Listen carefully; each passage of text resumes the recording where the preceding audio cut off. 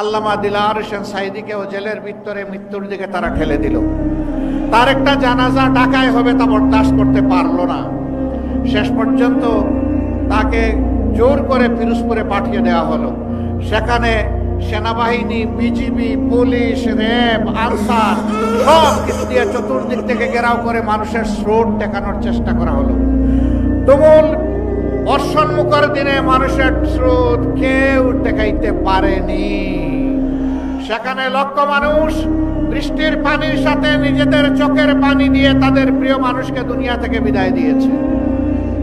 জানাজায় শরীক হয়েছে, তার জন্য কেঁদেছে, আল্লাহর দরবারে মাগফিরাতের দোয়া করেছে, তার মর্যাদা বৃদ্ধির দোয়া। আল্লাহ যেন তাকে শহীদ হিসাবে কবুল করেন সেই দোয়া করেছে। এই শীর্ষ 11 জন নেতা, তাদের সহকর্মী বৃন্দ এবং অন্যায়ভাবে যাদেরকে এই দেশে হত্যা করা হয়েছে, যারা ঈমান নিয়ে বিদায় নিয়েছেন, আল্লাহর দরবারে দোয়া করি আল্লাহ তাদের সকলকে শহীদ হিসাবে কবুল করুন।